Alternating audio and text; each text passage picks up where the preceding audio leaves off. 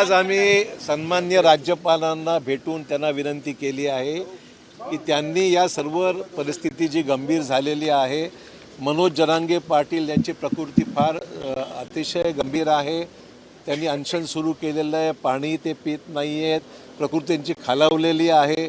अशा परिस्थितीमध्ये राज्यपाल महोदयांनी तातडीने हस्तक्षेप करावा, मुख्यमंत्री आणि मंत्रिमंडळाला त्याच्यामध्ये निर्णय घेण्याकरता तातडीने गांभीर्य त्यांनी शासनाने ओळखावं आणि म्हणून राज्यपालांनी मध्यस्थी करावी। त्याचबरोबर केंद्र शासनाला सुद्धा राज्यातल्या विद्यमान परिस्थितीबद्दल अवगत करावं, अशा प्रकारची विनंती सन्माननीय राज्यपालांना आम्ही केलेली आहे। नुकत्याच झालेल्या पत्रकार परिषदेमध्ये मुख्यमंत्र्यांनी सांगितलेलं आहे की 1,72,000 साधारण 1,72,00,000 लोकांच्या त्यांनी शिंदे समितीने मागणी दस्तावेज पाहिले आणि त्यातून साधारण 11,530 लोकांना कुणबी समाजाचं प्रमाणपत्र देण्यासंदर्भात परिस्थिती असल्याचं त्यांनी सांगितलेलं आहे। आमचं म्हणणं त्याच्याबद्दल अजिबात नाही। ही किती म्हणजे 1,72,00,000पैकी केवळ 11,000 लोकांना मिळणं ही त्यांना मिळतंय, मिळावं ह्या तक्रार नाही आहे, पण यातून मराठा समाजाचा संपूर्ण प्रश्न मार्गी लागत नाही आहे। फक्त मराठवाडाच नाही, मराठवाड्यात 8ही जिल्ह्यांचा प्रश्न गंभीरच आहे, परंतु मराठा आरक्षणाचा विषय हा मराठवाडा, उत्तर महाराष्ट्र, पश्चिम महाराष्ट्र, कोकण, विदर्भातलाही काही भाग अशा स्वरूपाचा प्रश्न हा सर्वत्र आहे आणि त्यामुळे ह्याच्यावर फक्त भागेल असा विषय नाही आहे। आणि मला मुद्दाम सांगितलं पाहिजे, दुर्दैवाने मुख्यमंत्र्यांच्या आजच्या स्टेटमेंटमध्ये काही राजकीय स्टेटमेंट्स आले, हे दुर्दैवाची बाब आहे। आमचं म्हणणं एवढंच आहे, शिंदे समितीने सुद्धा अहवाल देत असता म्हणजे न्यायमूर्ती भोसलेंनी जो नंतर त्यांचं सुप्रीम कोर्ट जजमेंट नंतर जो अहवाल दिलेला आहे त्यात स्पष्ट म्हटलेलं आहे की सर्वात उत्कृष्टपणे राज्य सरकारने केंद्रामध्ये बाजू आपली सुप्रीम कोर्टात मांडलेली आहे। All the best legal minds have appeared before the supreme court. केवळ सरकारचंच नव्हे तर अन्य ज्या लोकांनी सुद्धा हस्तक्षेप याचिका दाखल केल्या होत्या त्यांनी सुद्धा अतिशय चांगल्या पद्धतीने बाजू मांडल्याचा निर्वाळा retired chief justice Dilip Bhosale यांच्या अहवालात स्पष्ट आहे। ते कदाचित मुख्यमंत्र्यांनी पाहिलं नसावं। आम्हाला याच्यामध्ये कुठलं राजकारण करायचं नाही आहे, तर पॉलिटिकल स्टेटमेंट न देता आज जी परिस्थिती गंभीर निर्माण झालेली आहे ते गांभीर्य लक्षात घेऊन याच्यामध्ये निर्णय तातडीने घेतला पाहिजे।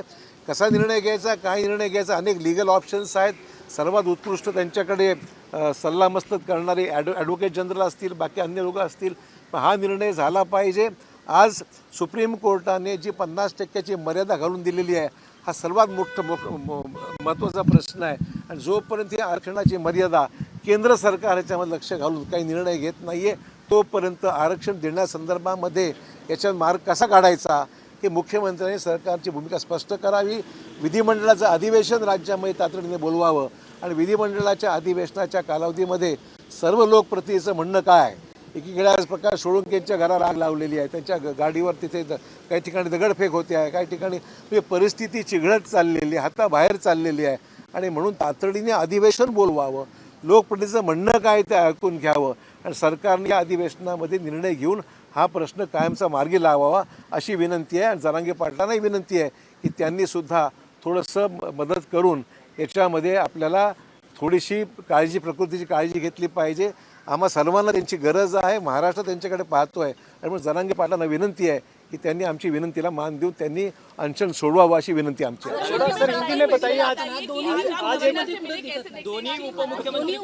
मला हा त्यांचा प्रश्न आहे।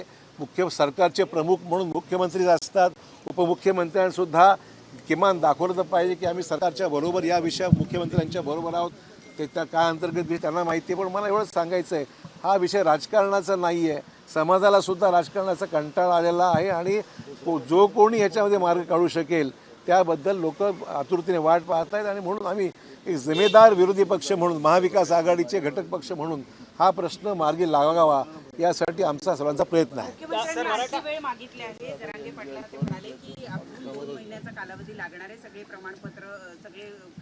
आता तो प्रश्न आधी एक महिना आणि 10 दिवस दिल्यानंतर त्या 1 महिन्यामध्ये काय नेमकं घडलं हे तरी कळलं पाहिजे ना, आणि मग कुठल्या गोष्टी अडतंय आपलं हे स्पष्ट करावं। नुसतं देणं आम्ही देणार किंवा आपण जे सांगताय त्यावर विश्वास बसायचा असेल तर आपण महिन्याभरात नेमकं काय केलं हे तर लोकांना कळलं पाहिजे। थोड़ा हिंदी में ब्रीफ कीजिए। आज महाविकास आघाड़ी का डेलीगेशन गवर्नर से मिला है, किन किन मुद्दों पर चर्चा हुई है सर? हम लोगों ने आज महामहिम राज्यपाल जी से मुलाकात महाविकास आघाड़ी के सभी मान्यवर नेताओं ने आज की है। हमने राज्यपाल जी को परिस्थिति की गंभीरता उनको समझाई है, उनको भी पता है। हमने उनसे कहा है कि वो तुरंत इसमें इंटरवीन करे, राज्य सरकार के सम्मान्य मुख्यमंत्री, उप मुख्यमंत्री और कैबिनेट को अवगत करे। इस मामले को गंभीरता से सरकार ने देखना चाहिए। ऐसे जो हालात में सरकार की जो उदासीनता दिख रही है उससे लोगों में बहुत ज़्यादा गुस्सा है, लोगों में बहुत बड़ा आक्रोश है। आप देख रहे हैं कि मराठवाड़े के सभी ज़िलों में वहाँ पर लॉ एंड ऑर्डर की सिचुएशन निर्माण हुई है, कानून की स्थिति निर्माण हुई है। लोग घर पे जाके अंगा लगा रहे हैं, कि गाड़ियाँ तोड़ रहे हैं, रास्ते बंद हो चुके हैं, गांव में जाना बंद हो चुका है और बड़ी गंभीर स्थिति है। तो ऐसे गंभीर स्थिति में सरकार ने तुरंत सामने आकर अपनी भूमिका स्पष्ट कर देनी चाहिए। और केंद्र सरकार से भी हमने अनुरोध किया है राज्यपाल के द्वारा कि केंद्र सरकार को भी अवगत करे कि उसमें ध्यान देने की, इंटरवीन करने की आवश्यकता है। सबसे बड़ी बात है जो सुप्रीम कोर्ट ने 50% का जो सीलिंग लगाया है आरक्षण का, इसके बारे में पार्लियामेंट में कोई कानून बदलाव के बारे में कुछ कर सकते हैं क्या? इसको भी आजमाने की जरूरत है। हेमंत पाटिल करके एक एमपी है हिंगोली से, उन्होंने अपना रेजिग्नेशन लेटर दिया है, वो शिंदे फैक्शन के ही है। क्या आपको लगता है कि उनके ही जो नेता है, उनके ही जो लोग हैं, उनका ही विश्वास नहीं है एकनाथ शिंदे के ऊपर, तो आगे ये मराठा? देखिए, सवाल ऐसा है कि उन्होंने इस्तीफा दिया, उनका इशू है। हमने तो ये ज़रूर हम कहेंगे कि जब तक अपोजिशन रहेगी तब तक इस इशू को हम लोगों के सामने लेते जाएंगे और सरकार पे लगातार प्रेशर बना के रखेंगे।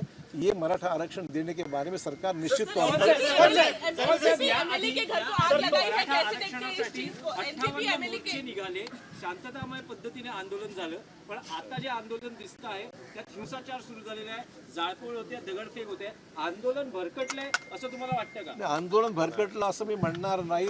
लोकांची सहनशीलता संपत चाललेली आहे।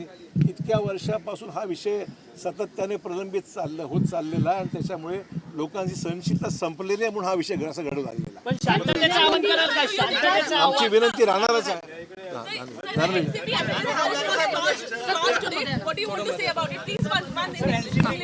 मराठा रिजर्वेशन को लेकर भीड़ में एनसीपी के विधायक है, उनका घर तोड़ा गया है और जलाया भी गया, उसको लेकर स्थिति गंभीर है। It is a very serious situation. That's why government explain the government the seriousness of the issue. ABP Majha, उघडा डोळे बघा नीट।